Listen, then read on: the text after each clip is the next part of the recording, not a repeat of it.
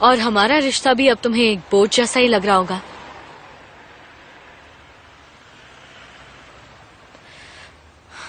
मैं रिंग उतारकर तुम्हारा बोझ हल्का कर देती हूँ कुजे। ये तुम क्या कर रही हो? क्या मैं कोई भी काम मजाक में करता हूँ? मुझे किसी वादे से पीछे हटते देखा है? तो फिर तुमने ये कैसे सोच लिया? क्या तुम्हें मुझ पर भरोसा नहीं है, या फिर तुम मेरे दिल को अब तक समझ नहीं पाई हो? मैं नहीं चाहती तुम पर ये बोझ हो। देखो, मेरी एक बात ध्यान से सुन लो। हमने ये रिंग उतारने के लिए नहीं पहनी है। अगर हमने रिंग पहनी है तो हम दोनों के प्यार के लिए, समझ गई ना? और पूरी उम्र साथ निभाने के लिए पहनी है ये रिंग। कल रात जो हुआ वो हमारी जिंदगी का सबसे बड़ा सच था। कोई नहीं छीन सकता उससे। हम नहीं जानते कि हमारे कल में क्या लिखा है, लेकिन हम हार नहीं मानने वाले। यहाँ तक आकर भी हम लोग हार नहीं मान सकते जमरे। तो फिर तुम रिंग उतारने की बात कैसे कर सकती हो? आइंदा ये बात मत करना। और कल की रात जो हुआ वो कोई सपना नहीं था जो ऐसे ही भूल जाओगी। वो हमारी जिंदगी की सबसे बड़ी हकीकत थी जो कभी नहीं बदलेगी, समझ गई ना? और ना ही उसे कोई बदल सकता है। ना तुम बदल सकती हो, ना मैं बदल सकता हूं, ना दुनिया वाले बदल सकते हैं इस हकीकत को, समझ गई ना? हाँ, चलो आओ।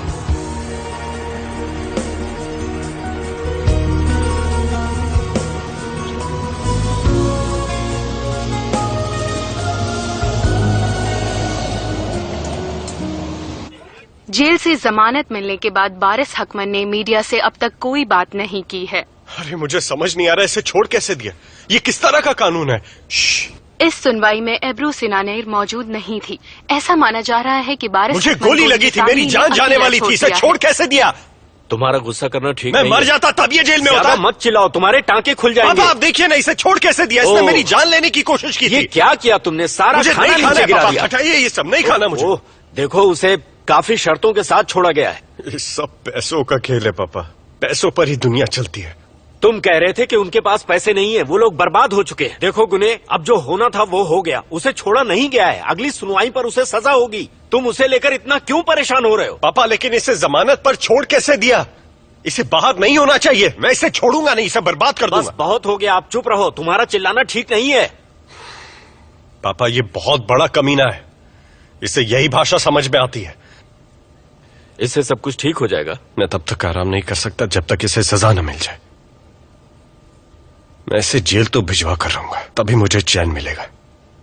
अगर हमें उस कोड के बारे में पता चल जाता तो इसे छूटने नहीं देते। मैं समझा नहीं, कौन सा कोड?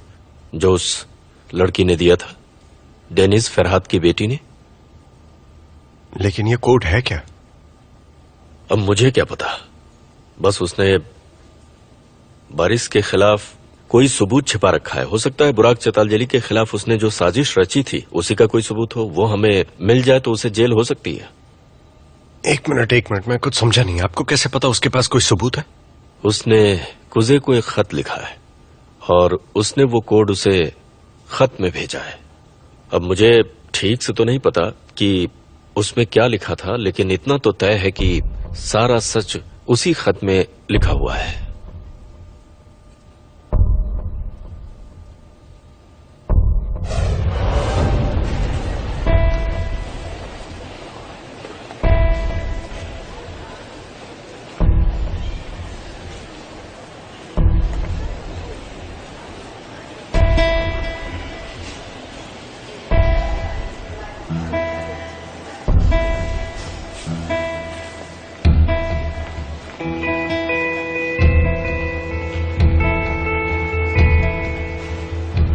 तुम यहाँ मुझे सी ऑफ करने आए हो क्या? तुमने बोला था आज रात की फ्लाइट से जा रही हो। मैं बस श्योर होना चाहता था। तो अब श्योर हो जाओगे?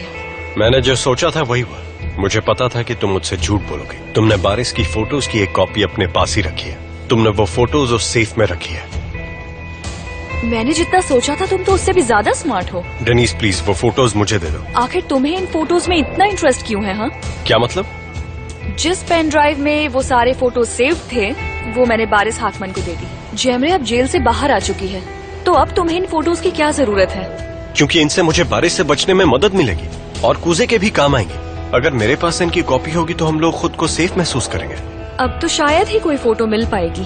कम ऑन डेनिस, मजाक मत करो प्लीज। हो सकता है इस लॉकर में बारिश की जगह फिरहाद के कातिल के फोटोज पड़े हों। ये नहीं हो सकता क्योंकि जिस टाइम फरहाद मरा था उस टाइम कोई उसकी फोटो नहीं खींच सकता। ऐसा भी हो सकता है जिस वक्त कोई बुराक की कार में गन रख रहा था उस वक्त किसी ने उसकी फोटोज ले ली हों। अगर बारिश के फोटोज लिए जा सकते हैं तो फरहाद के कातिल के भी लिए जा सकते हैं। वैसे कुजे के लिए इतना परेशान होने की जरूरत नहीं, उसके लिए मैं हूं। इस बात को मत भूलना।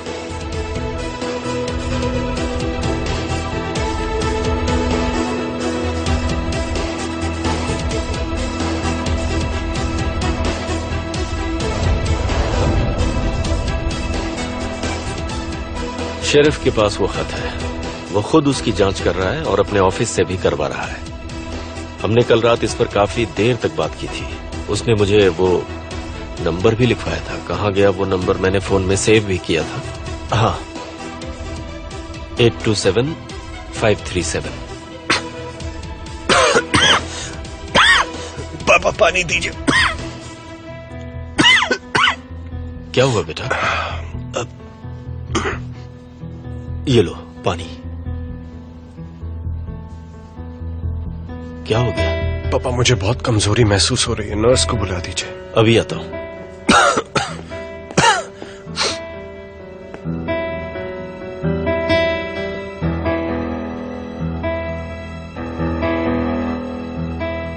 सिस्टर, पेशेंट की तबीयत ठीक नहीं है, उसे कमजोरी महसूस हो रही है। कोई बात नहीं, आप बेफिक्र रहिए।